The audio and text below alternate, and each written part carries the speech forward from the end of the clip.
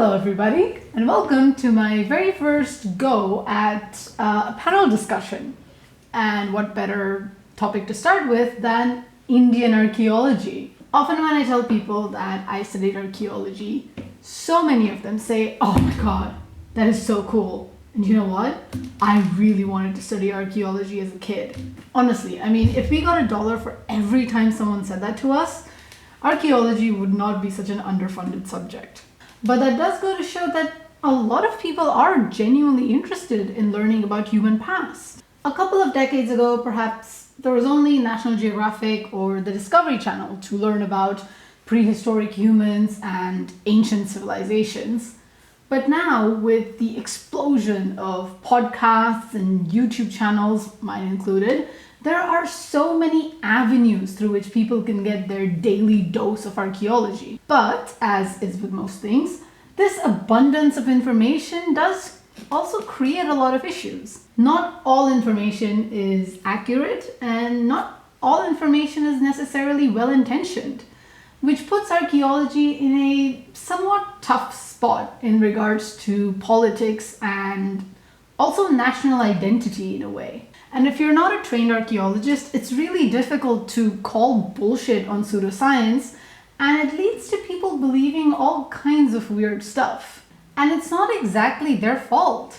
So today I've gathered a few archaeologists to dig up and analyze the state of Indian archaeology within the Indian discourse, and also to discuss the importance of subject literacy, especially in media coverage, to help educate the general public. Would you like to meet the panel? Hi, everybody over there. I'm Elora, or also academically known as Dr. Elora Trivedi, Assistant Professor, Nalanda University. I teach history and archaeology at the School of Historical Studies. I also teach archaeology of Buddhism in Asia in School of Buddhist Studies. I also offer courses on visual traditions for both of the schools. Nupur. Yeah. Okay. Hi, I am Nupur, and I finished my PhD just 1 year back, and I am a postdoctoral fellow at IIT Bombay, and I'm working on microliths. Basically, they are small stone tools that are like 2 to 4 centimeters, and basically associated with the hunting gathering societies. And during my PhD work, only I understood that microliths are like beyond the term that is used in Indian archaeology most of the time, that is called Mesolithic. It is very different. Currently, I'm working because of the things, whatever I faced during my doctoral work, that has pushed me to this edge to work on decolonization. So I'm starting with the decolonizing the Mesolithic in my postdoctoral project associated with experimental archaeology, where I will try to replicate the microliths. All right, Aishwarya? Hi everyone, I'm Aishwarya and I work as a learning designer at the Museum of Solutions. It's an upcoming children's museum in the city of Mumbai, and the museum basically is different from the traditional museums, and here we are trying to work in introducing children to the UN SDGs, because the United Nations Sustainable Development Goals are basically the kind of things that the kids which are the topics that the kids are going to deal with once they become adults, and we want to create a safe space for the children in the city of Mumbai to grow up and understand their responsibilities as a responsible citizens, and we are trying to do that through a museum space. But before I joined the Museum of Solutions, I was also a part of the Chhatrapati Shivaji Maharaj Vastu Sangrahalaya, and I worked at the education department there. It's a brilliant museum with a extensive collection of historical artifacts, and working there in the educational department was a completely different experience than what I am doing now. So hopefully through this talk I'll be able to talk about the differences I find in working with these two different kinds of museums. Lastly, Krishnapriya, or what we mostly call her as KP. I think I deal with a lot of things right now. So I have background in heritage. I have background in archaeology. So I did my bachelor's in history. I did my master's in archaeology, and then I did my another master's in heritage management. So right now I'm a program officer in Folk Foundation for Living Knowledge. So where we document structures, we talk to people, community, understand people how their traditional knowledge work and help that with the disaster management. So right now we're documenting Katkuni buildings and structures out here. So that's the whole story. But other than that, I also am a big cinephile. I write about films. I'm a great fan of films. So that's how archaeology, heritage, film, all of this concise together. Which brings us to the next point, which is politicization of archaeology. Just to give like a small intro to it, I grew up in Maharashtra. Whenever you go to a temple or any sort of site, you have two time periods. You have either something that happened during the Mahabharata or something that happened during Shivaji. There is nothing else. And I didn't know anything about my own state until I started learning archaeology, like proper full-blown archaeology. And then I learned about the Satavahanas and however much land the Vakatakas had or the Guptas had, and then the Indo-Roman trade that happened through the ports of Maharashtra. I had no idea about that. So for a long time, in like our history textbooks are kind of focused on either what happened very long time ago or what happened fairly recently.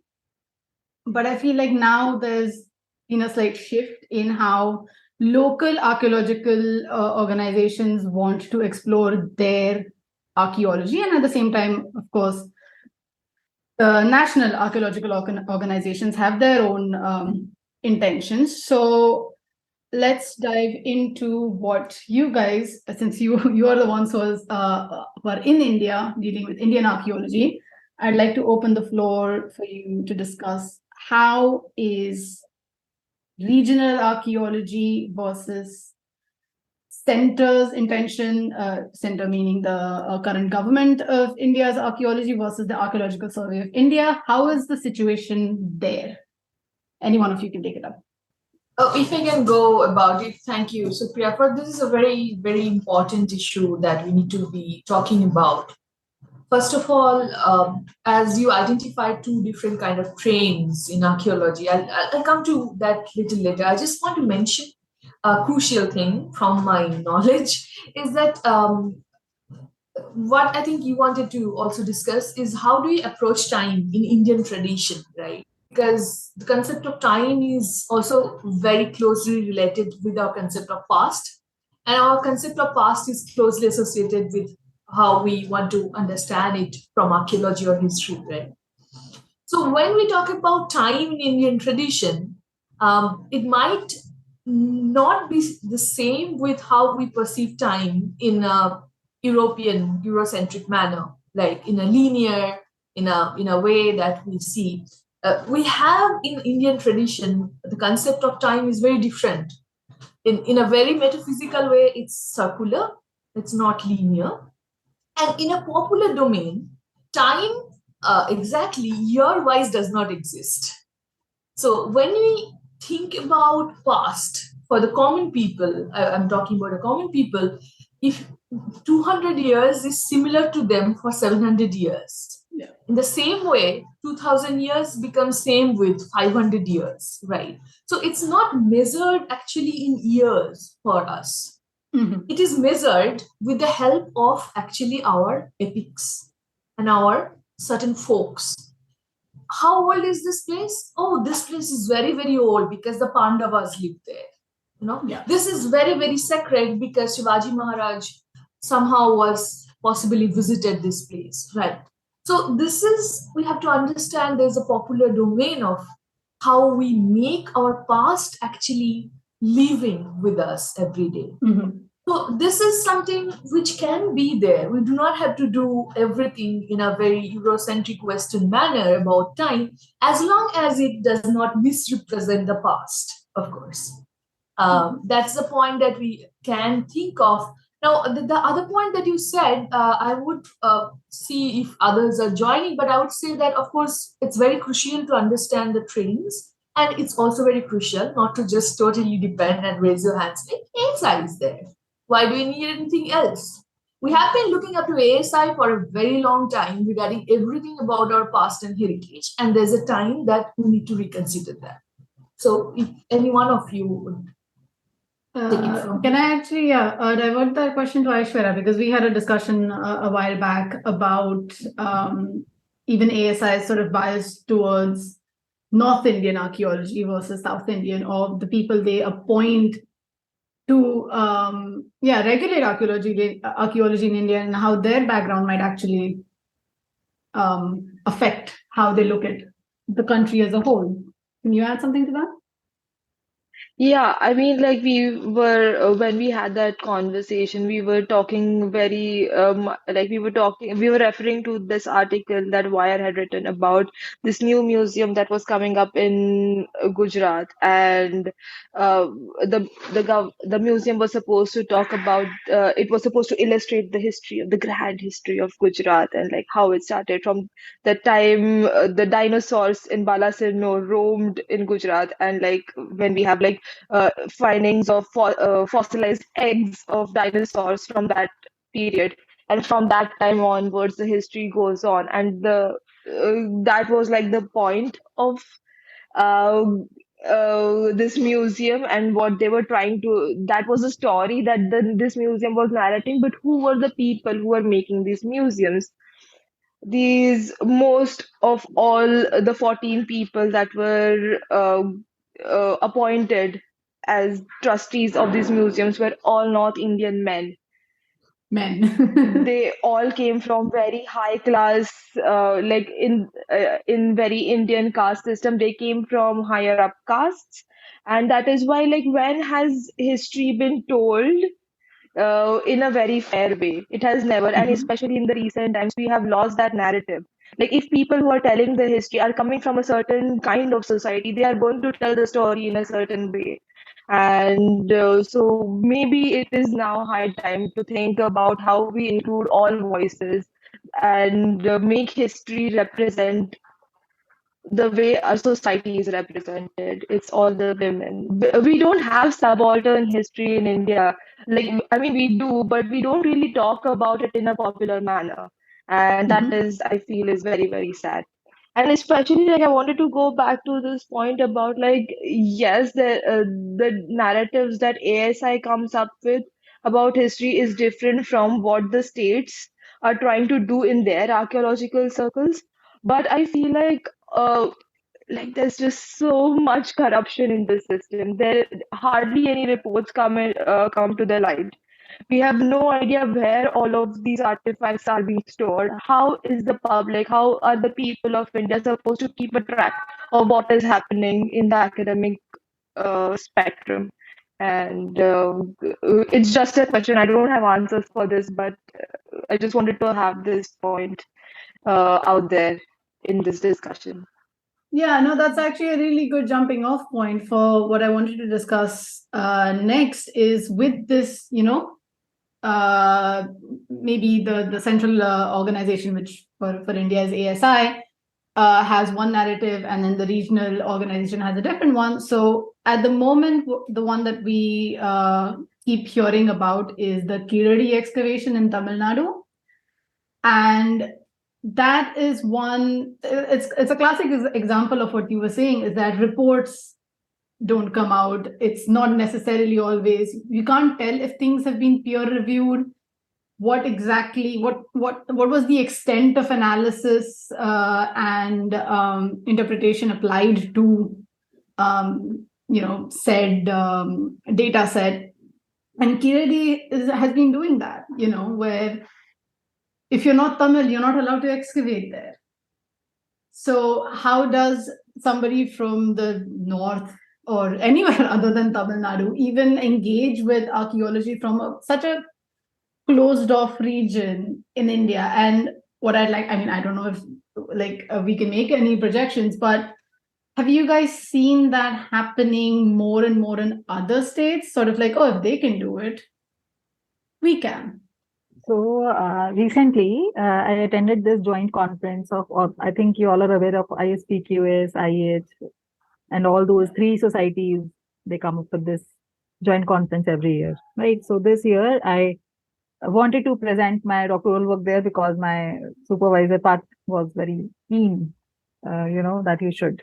So I went there, and again, it was a 3 day conference, but out of those 3 days, only one day was kept for, research discussion. Okay. So first and third day was basically about all these men sitting on the dais, being godified and, being on the pedestal and everything, including all those names we all know, K.N. Dixit, B.R. Mani, and others in the line. So we recently, our, DGSI changed.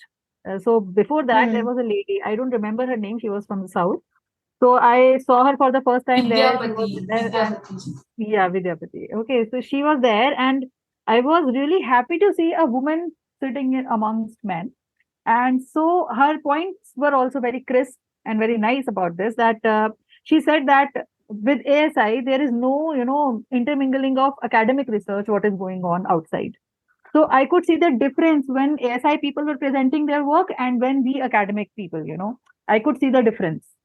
So she said that also. Other point was that she made was that there is no representation of women in archaeology in India that she could see, because she said that you all men are sitting here and I don't see any woman, any other woman. Why you all are sitting here? She said that.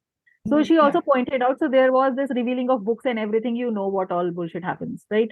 So they revealed that Man and Environment journal. Yeah. And for a very long time, I have been thinking about this: why Man and Environment? Why not human and environment? Where is the woman? Right? So she also pointed it out, and she actually yelled like that. Why it is man and environment? She was like this, okay. And I was like, I was clapping. I was alone in the auditorium, and I was like, yes, yes, that's right. I was like very happy about it. And then she said, she also kept saying why our focus is completely on North India and Harappan archaeology, and why we are not focusing our shift on southern and other regions of India, like Northeast, like Western India. Right.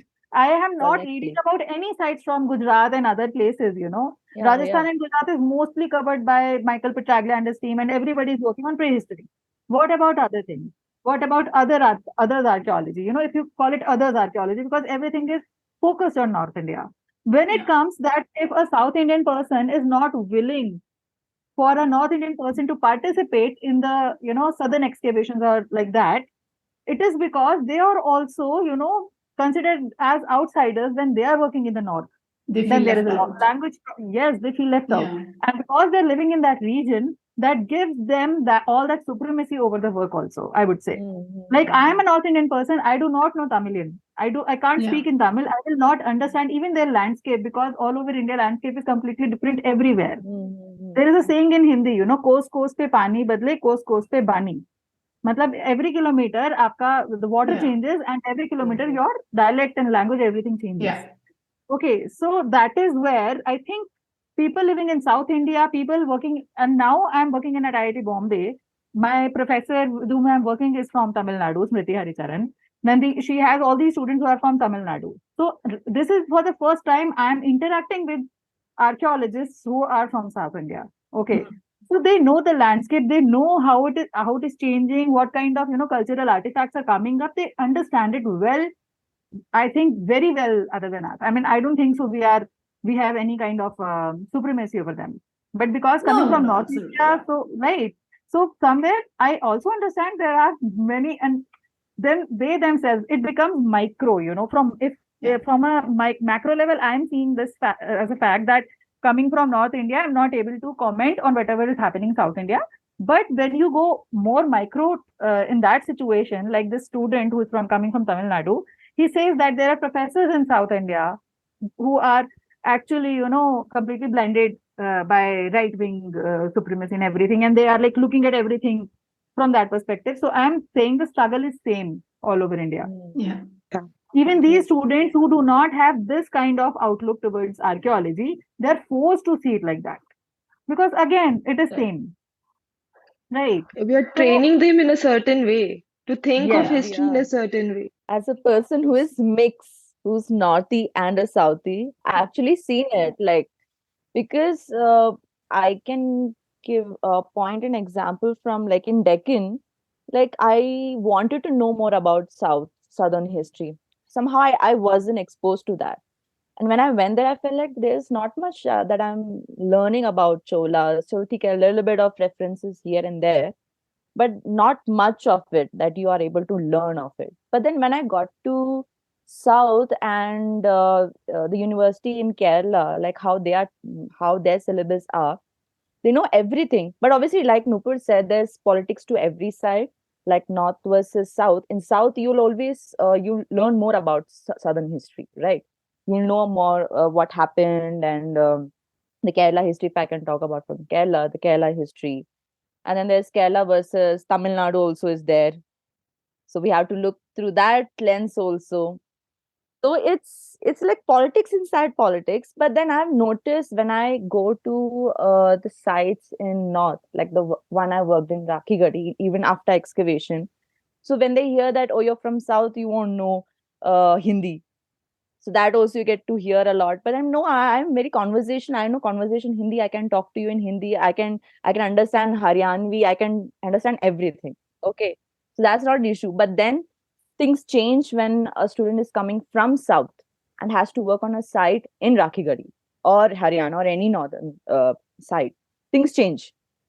So I can understand why they want to bring people in Keradi from the South only, because they feel that we've been misconstrued. We don't get so much of space to speak. And I've even noticed even with the professors and people, this happened in ISPQS back in 2014 or 15, when I saw that that person was not getting he was not able to speak. Actually, he didn't get time to speak, and there were people talking over him. And I felt like, why is that happening? Because that's happening in Maharashtra, and I've seen a lot of things that happen in North, that you don't get time to. And also you have broken Hindi and English also. So there's an issue with English. So that is also an issue. Language is also a barrier itself. So that's there. And also I've seen this thing also. I've noticed this, that in between the state archaeologies, okay, they don't mingle with themselves.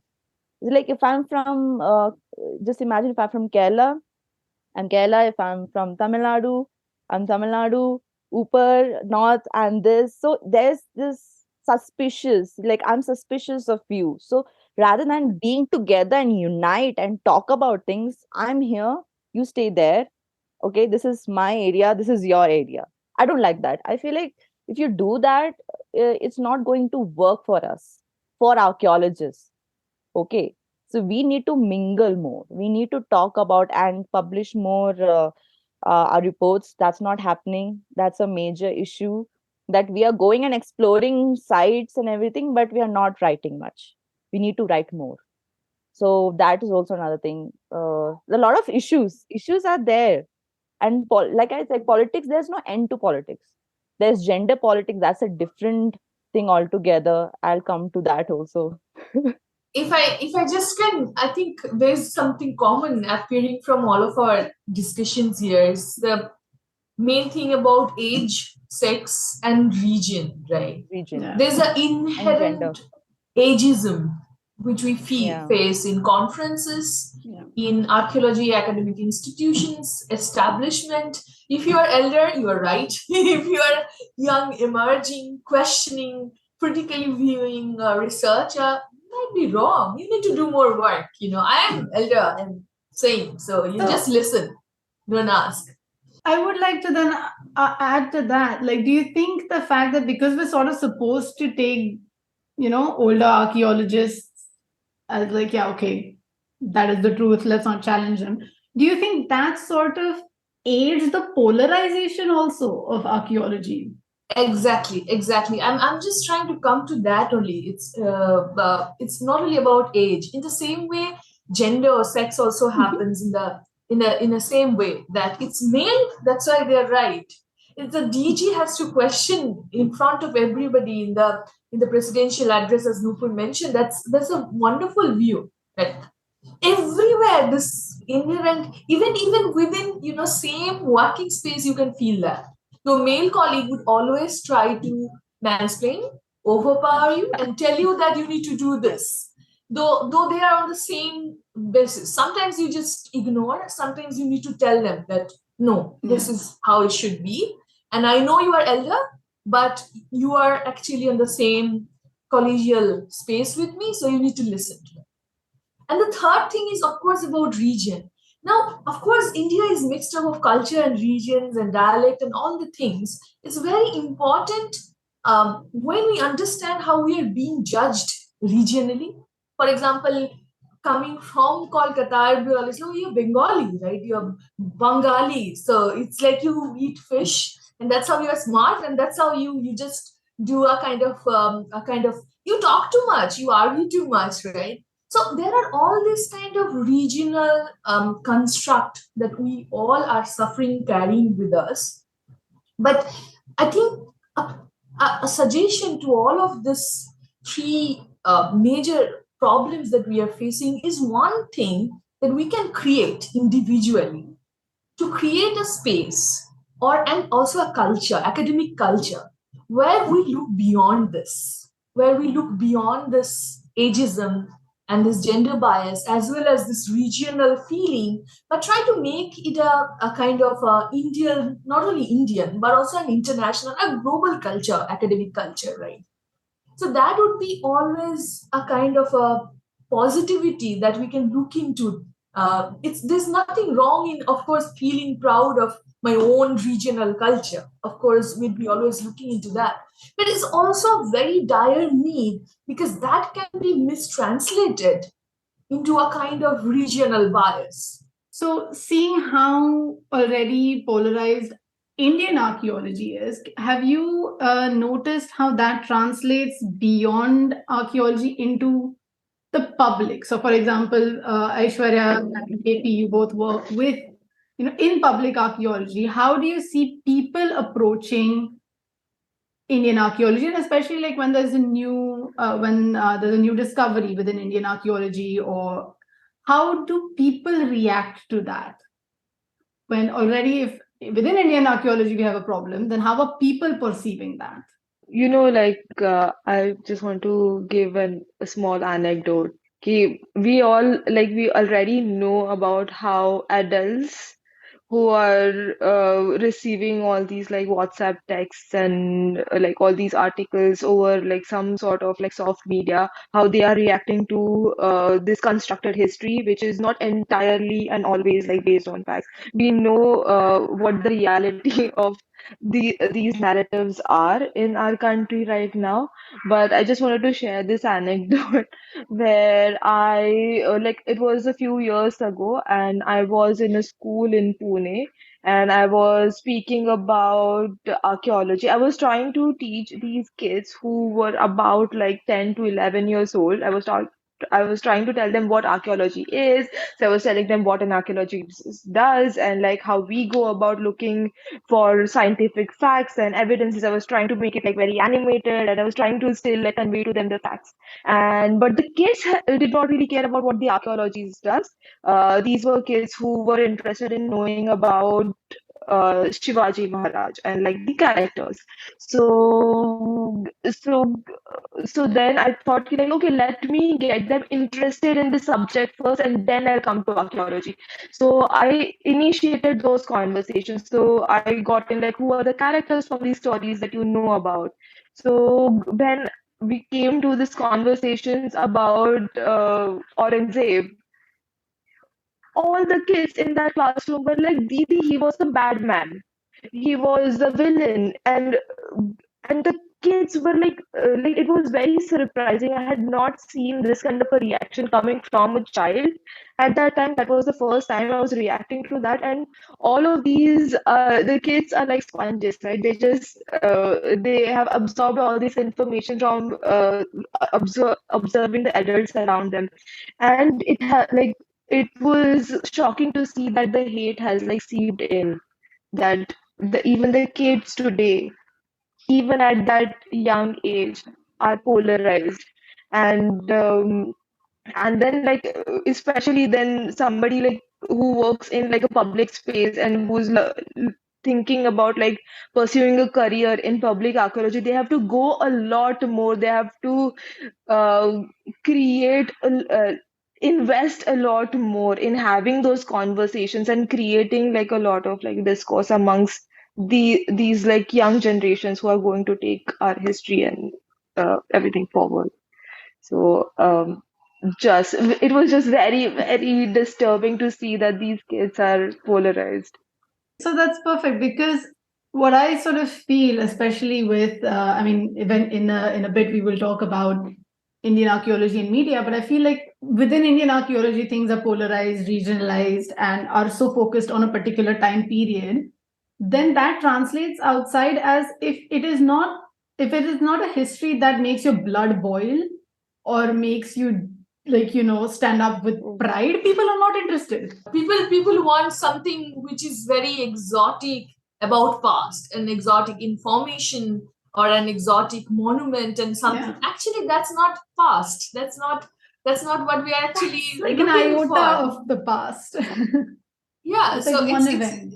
that has happened because of, it's also because of our nationalistic way of looking at our past, where you only emphasize into something which is glorious, which is beautiful, where you can feel a kind of a connection. Oh, this is the glorious India that you are part of.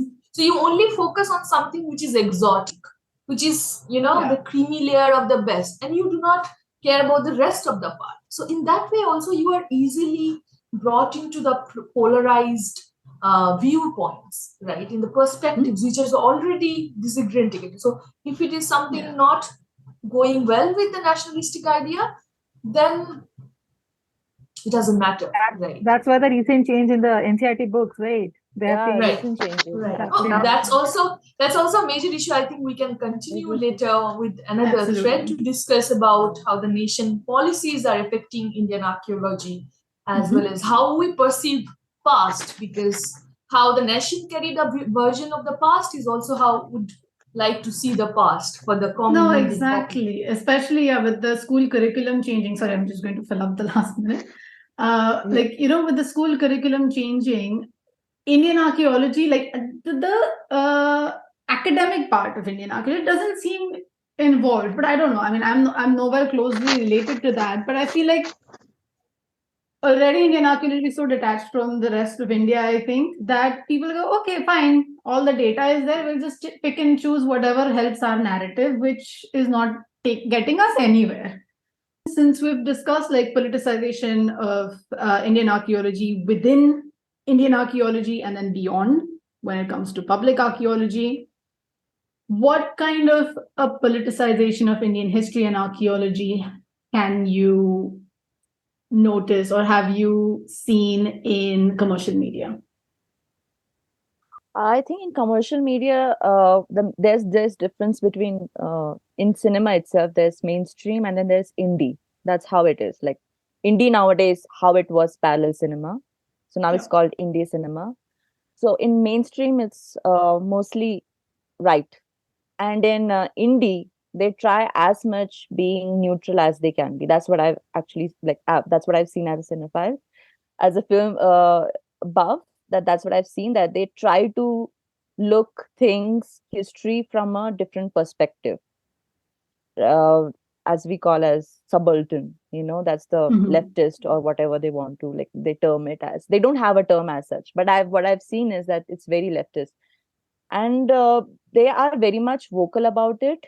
They don't care about what mainstream cinema has set rules and regulations, because they have their industry is very different from how the mainstream film industry is. So I kind of interact with a lot of experimental filmmakers, and a lot of their films actually show, it's very subtle though, it's very subtle in the politics they show, but it's there. So one of my favorite directors is from Assam.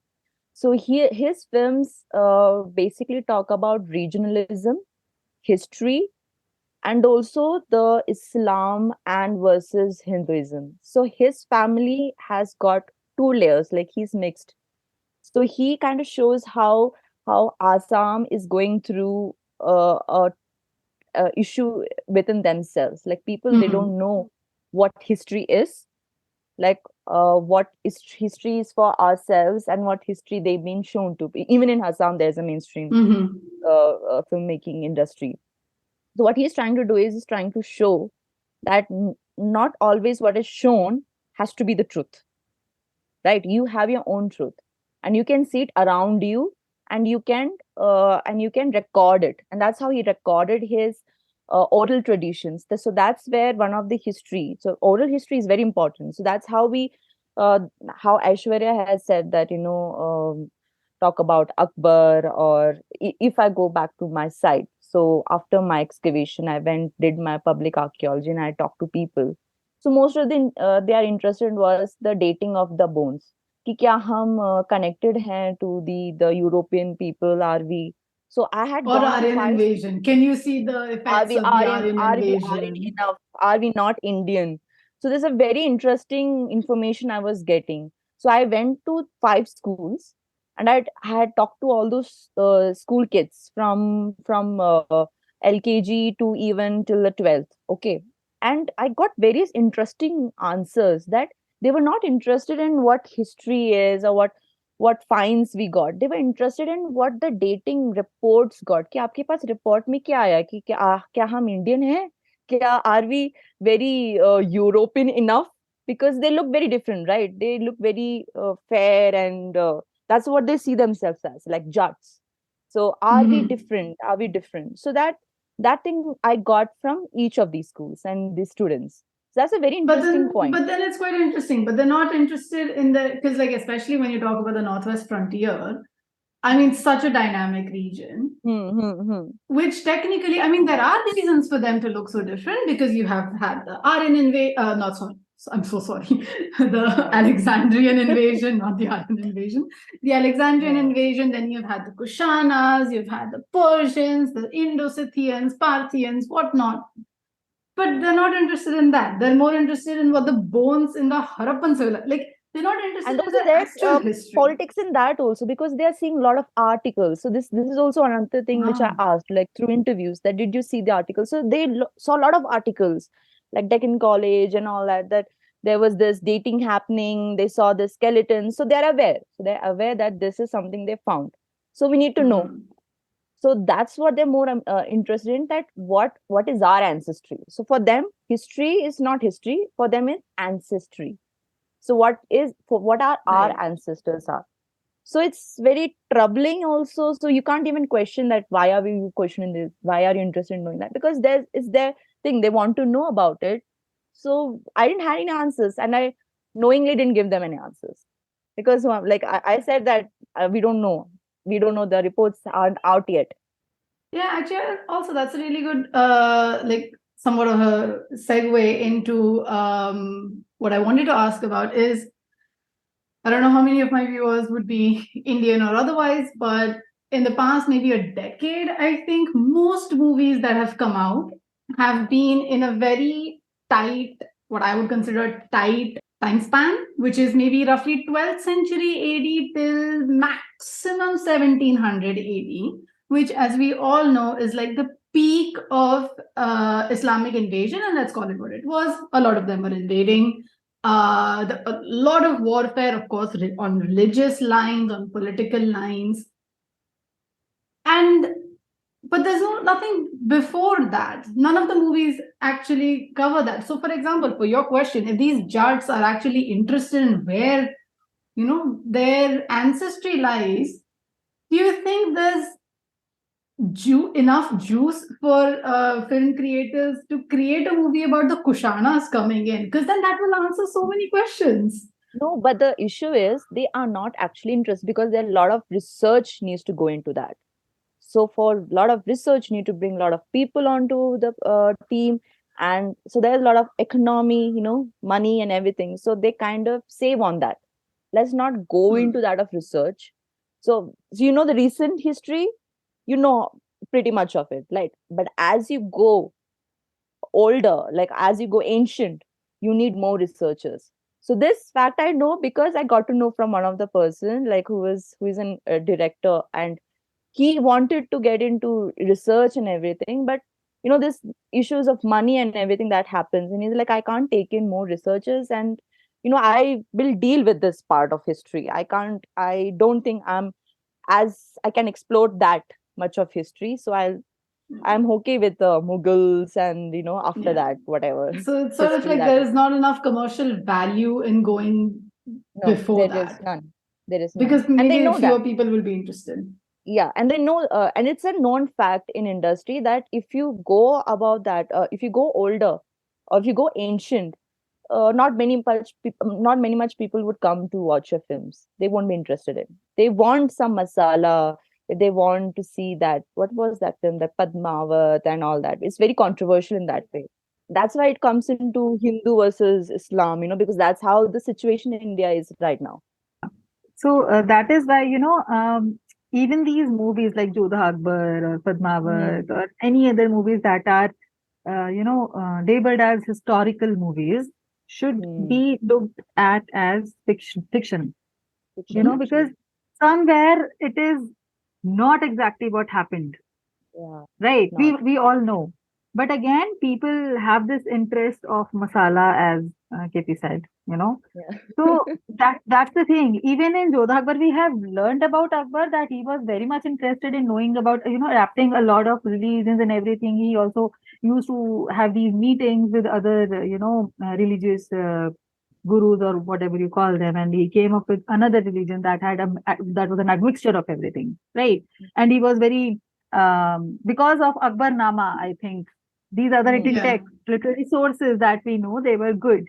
And then there are historians who say that, of course, if Aine Akbari or Akbar Nama were written by Abul Fazl wrote Akbar Nama, if I'm not wrong. I'm a prehistoric person now, so very far from that. But yeah, right. So the thing is that whatever facts there are given, we don't know what is right, what is wrong, or whatever. But people have to understand that this is not what happened.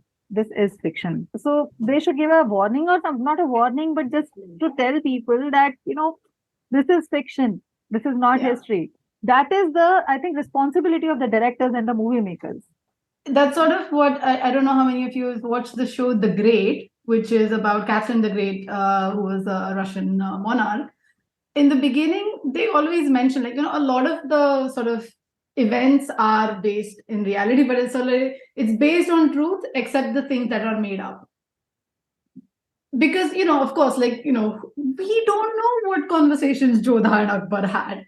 So we always have to make sure that, and Akbar did not look like Hrithik Roshan. He did not look like Hrithik Roshan. Have you seen his miniature paintings with a big fat belly and everything sitting on a horse?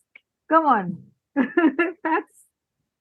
I think that's a way of understanding how how we look up to commercial media for our hunger for our past, as you said, but also there are trends into that we discussed, like medieval time period that we said about, the so-called the Islamic era and all. So what I want to highlight here, of course, also films like Mohenjo-daro, right? It required actually real research. People also chip in, but after that also that film was a disaster, I would say, right? It tried its best to show the eastward migration, which we try to also debate in archaeology. That's the only part that was the end. It was a disaster, right? But I would say that here we need to take a step back and understand there is a considerable difference in how Akbar is portrayed in Jodha Akbar and how Alauddin Khilji is portrayed in Padmavat. Yes. Right. So there's a slow change, a gradual change which is happening in the portrayals of sultans or Islamic rulers, in the background of how our government policies are also changing. Neither will be expecting from the commercial media the same way it was representing Akbar. Even Jodha Akbar was made today, like in this year, if it would have released, it would have looked very different in a way. Absolutely. So the whole motto of Jodha Akbar was trying to understand, even if you are living in the same space with two different religions, there is a scope where you can both chip in together and create something great. Whereas there's a slow tendency towards, Padmavat, or if you see, there are also soap operas coming here on medieval period, which are coming up. I don't know all of their names, but also even in Tanhaji, also it has a very different way of portraying different Mm-hmm. regional history. But the way it is, or how Fancy said, how Aurangzeb is taken, and how Audrey's book was so severely criticized on Aurangzeb. So it's a different way of how we are being trained now to look at this time period, or to look at um, this medieval period, what we know, or Islamic rulers, and the background of our current government policies, which is really bad. Because now archaeology has become, I don't know whether I can use this word. Archaeology has become a kind of a A tool. handmaiden. Yeah. Not only a tool, it has Yeah. become it has become a kind of a Actually, prostitute for portraying or misportrayals, or feeding up to certain government policies, which is very, very conservative to certain extent, particularly to the Islamic groups, right? So only our railway stations are changing, railway station names are changing, curriculum is being moved, and then all the Exactly. people who are portrayed in commercial medias. Now, I would just like to bring the movie Adi Purush, which is not even released. oh my God. Even Yeah, yeah. even I just want to Oh, bring this, that in one way, Jai Sri Ram, of course, is a very different a cultural value Ramayana has, mm, not only for South Asia, whole of Southeast Asia. But the yeah. Yeah. use of Jai Sri Ram, even in the Mm, title track, and the way Mm. why Ravan is the casting is made for Saif Ali Khan, whether he Exactly. agreed into it or not, and there's also it's certain very qualities. antagonist. And not Okay, only I that, know it's he's, not even subtle. It's very yeah, it's Yeah. not it's subtle. very It's open not. now. It's very open that this is the other, and we are Yeah. actually not, we are not going to, there's nothing good about their culture, or nothing they contributed in Indian culture, right? Mm, And we are at the same time dealing with our DNA to understand how much outsider we are in the Indian yeah, land living, right? At the same time, right. would be very much like to be connected as outsider with the Europeans, and at the same time will denounce the Europeans who also had. These are Exactly. all phases in our past. Now I feel like, the past 10 years, that anti-Islamic agenda has proved its point. Places are being changed because these movies are fueling that sort of anger. And especially what you said about, how Akbar is portrayed in Jodha Akbar versus in Padmavat Khilji. Panipat, a movie that Ashutosh Gowarikar made, in that the Islamic invader is like Khilji, and Jodha Mm, Akbar, which Ashutosh Gowarikar made, mm, Akbar is so different. So, like, yeah. within 15 years, the same director has just basically, surrendered to the current narrative. But also, so now with Adipurush and Shakuntalam coming out, or Ponniyin Selvan, which is a bit older, we have a history that is, we have archaeological evidence that is medieval, which is what we're now used to seeing in movies. Big armors, glorified shields and swords and whatnot.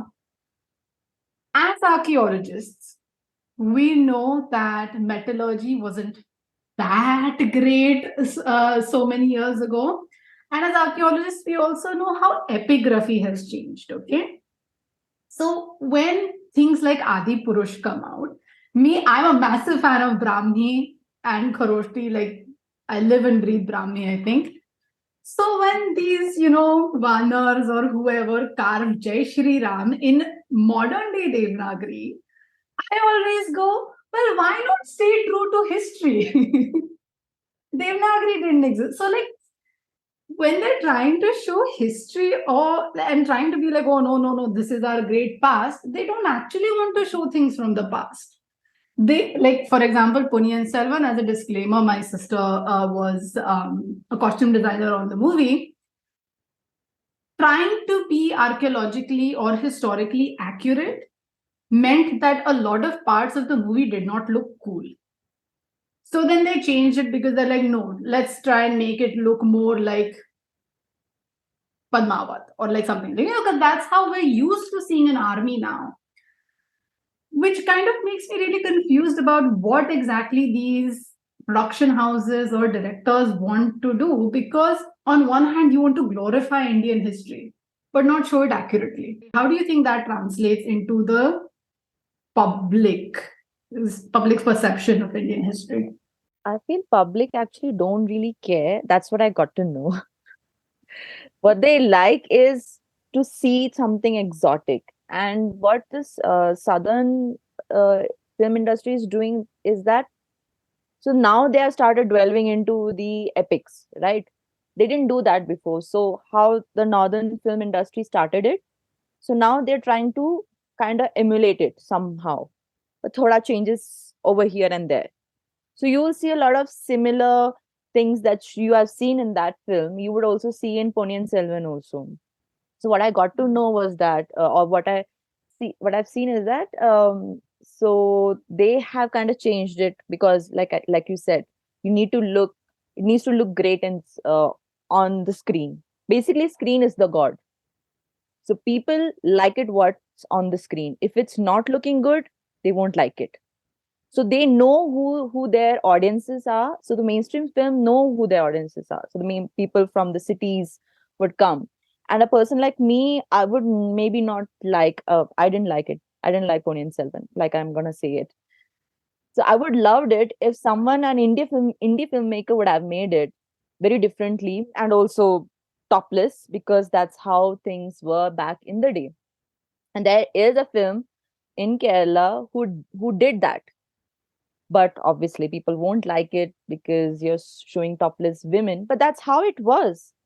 I Women remember didn't used you to had cover to their breast. censor your great grandmother's photo on Yeah, I had to Instagram, right? censor my great grandmother at one, but then I felt like, why should I, because that was not the situation back then. Women, things were not how it was like now. They were okay with the breast, they were okay with the body. Men didn't care Mhm. about it. Like, that's what I heard from people. That's how I got to know from my elders, is that they didn't care about women's breasts. They didn't look at it sexually as how we look at it now. Men look at it, things, breasts, very differently from how they did. My dad, they saw their women, they didn't cover themselves up, so it was normal back then. So that's how films, yeah, it was men and women both. So there was this director who was like, I don't care about what the mainstream film or audiences would care. I'm going to release this film even though people are not going to watch it. I'm going to release it on YouTube and with limited release. Yeah, he did that. People did watch it. I watched it, and people who really actually love films which are different would love it. Okay, irrespective if topless or not. And it's based on, and he did actual research on it, and he did through all the data, fact checking, and everything, and because that needs to happen, which nowadays you don't see that. Take it on YouTube, film, videos, and everything you see nowadays. Fact checking doesn't happen. But this director, he went through all of that, and that's what I liked about it. That that's the thing. That's the mainstream film versus the parallel cinema that happens, and that's why I didn't like Ponniyin Selvan that much, Yeah. because I felt like somewhere they didn't go through the data, or they could have actually read on it, but they didn't. But they, Felt for like a them, it was, compromise on yeah, they felt like facts. screen is the god. Okay, so now you already said about fact checking, which I especially as a YouTuber, which I still find it really weird to call myself that. With every video I've made, I've always added a list of all my sources. I don't see a lot of YouTubers do that. Some of my favorite podcasts always have a reading list, and I thought that's important, especially if through my YouTube channel, I want people to be interested in it, and I want my little video to be a stepping like stone for like people to explore more. So I always provide every single article, whatever I find, it's always in the description, which is not true for what most YouTube videos we see online. So now let the roasting begin. Let's discuss Indian Archaeology and Online Media when it comes to podcasts and YouTube channel and interviews that are out there.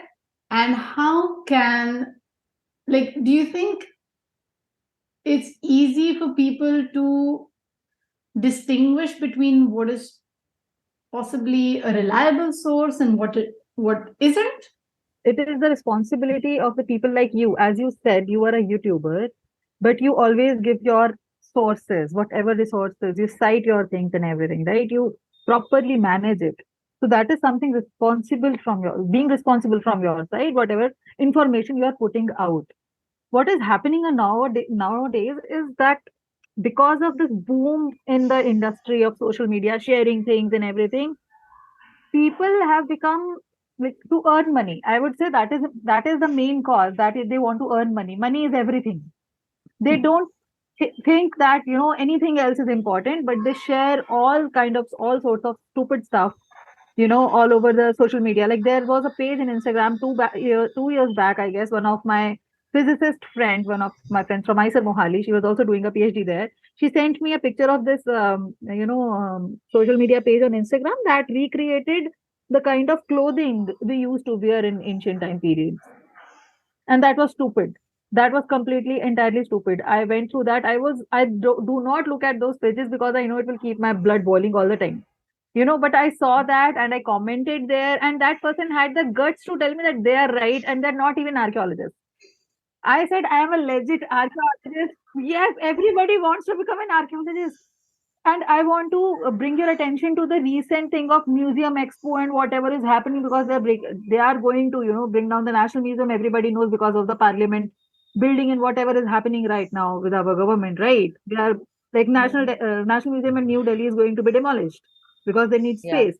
And Yeah. out of nowhere, there is Museum Expo, and our honorable Prime Minister is going there to inaugurate and everything, and people are going mad over it. They basically use the Harappan dancing girl. They made her the mascot. They made her wear a skirt. They made her skin light toned, and everything. The thing is that what actually breaks my heart and makes me sad, is that people in India are not themselves responsible enough to grasp whatever information is out there. It is not our responsibility to tell them to read, check their facts, right? They are blindly following all these pages and believing in them, and sharing them all over. This stupid man sitting with me in Shatabdi, I remember I was going to Mohali, and I was reading a book on archaeology, and he started talking to me. Are you an archaeologist? Yes. He started talking to me about Ayodhya. I said, I'm not going to share my thoughts with you, because I knew that he's a white privileged and this toxic man who is going to just rip me apart, even if I give him the right facts. So with some people, you're arguing with the stupid is like putting yourself in a different situation altogether. That will make you insane. So somewhere we also have to put for our sanity, we need to find a outlet to bring this thing out. Even Disha is trying, as you said, on BeerBiceps thing and everything. She kept saying things that they are trying. I mean, I don't know. Most of the young people in ASIR right now are blindly following the right wing thing. I know many young archaeologists, women archaeologists, who are like, we are going to dig up Hastinapura and everything, whatever, right? So this is their responsibility as an archaeologist to check their facts and present the facts to the public. And then it is the responsibility of public to understand that in a way and question. Like KP said, that the people were interested in DNA testing and everything. I don't think so. People know that Neanderthals also, other species also existed. People don't know. No, they didn't. People don't know, right? That is so something entirely different. Different. They are still altogether. fighting on where we came from and everything. So bringing in BeerBiceps. So I just noticed this trend that my cousins or my relatives who were not so much into archaeology or politics have recently become very right wing, like right winger, and they come up to me and ask me, so did you see BeerBiceps video? And I had to, I can't keep a poker face, and I had to say them, no, this dude is shit. And the people he bring in, even though like Disha and everyone, like the way he contorts the whole interview, and he tries to bring into that that point, and the interviewee is like that person is themselves, they are forced to like, okay, whatever, go ahead, They have I to will just address get his done, question, which is address like, to it, and yeah. or may just end with the interview, whatever that happens. And it's Yeah. very, I feel it's very scary, and there is no fact checking happening, especially for WhatsApp messages. There's nothing.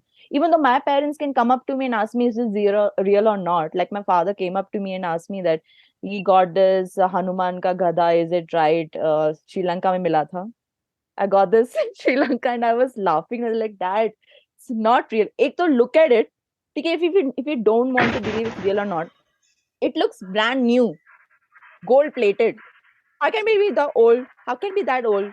So I had to give all those facts. So now they know. So now they know And how all to about the say, Vimana, the huh, Oh, the that I Vimana mean and that everything. the Viman is an endless topic, but like, so with the BeerBiceps guy, I'll link one of the better interviews, I would say, with the Indian archaeologists that we all trust. I'll link that in the description.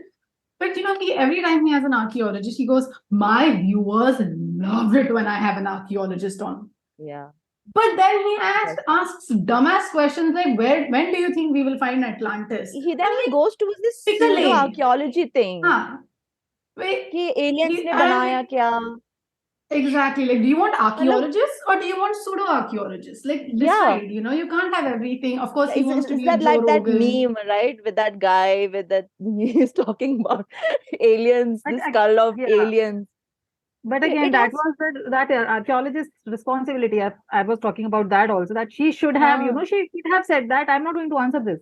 No, yeah, I'm not going to answer. so she does. You always have the that liberty to say no.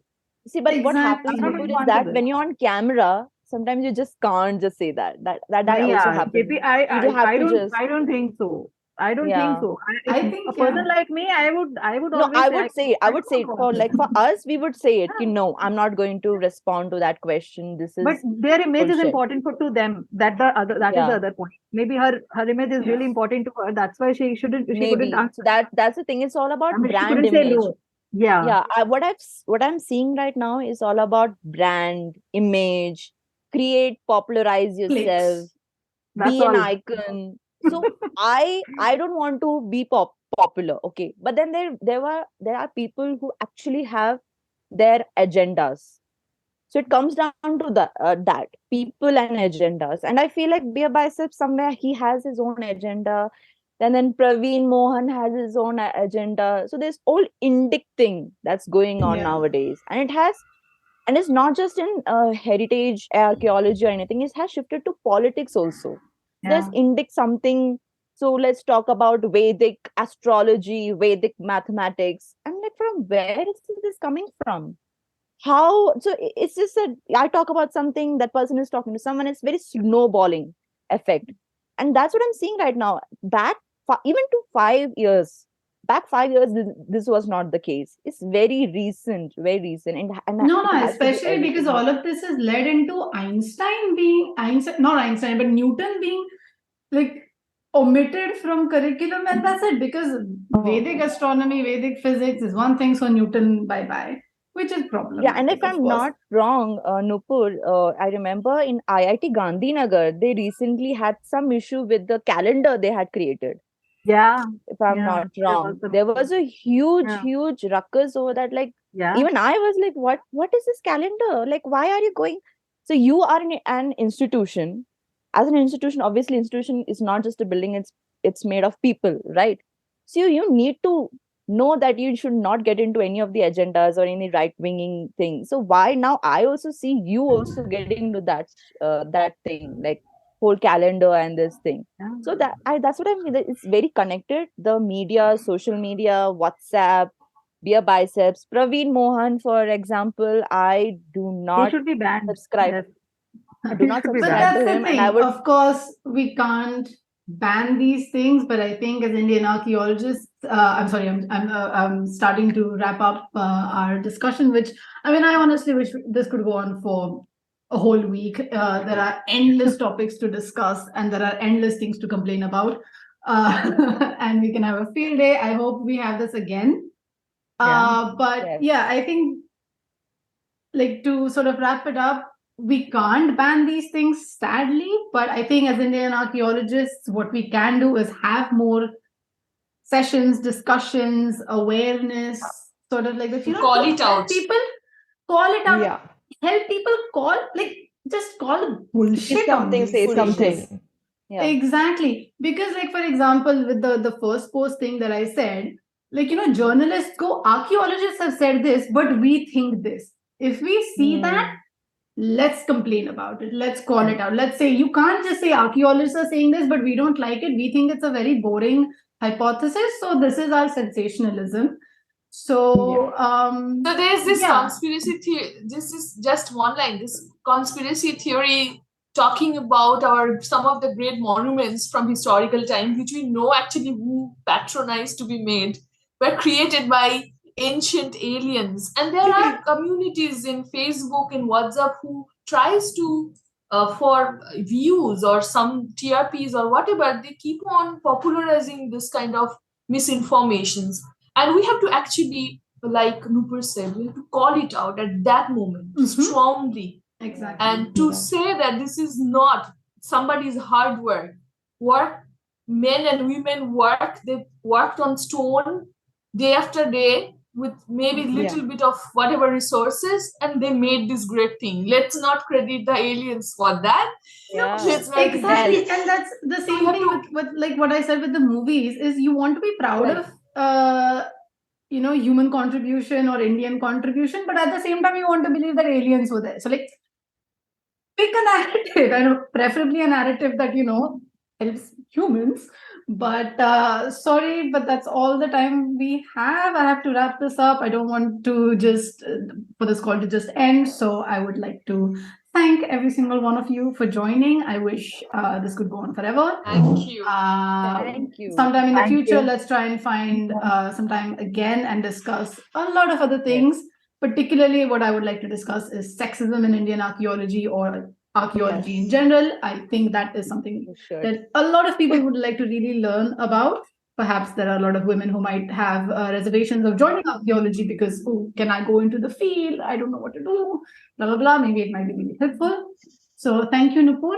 Thank you, Elora. Thank you, Aishwarya Phanse. Thank you, Krishnapriya Panikar or KP. And let's do this again soon. Yeah. Thank you. Bye. Thanks, Supriya. Thank you, Supriya. Bye all.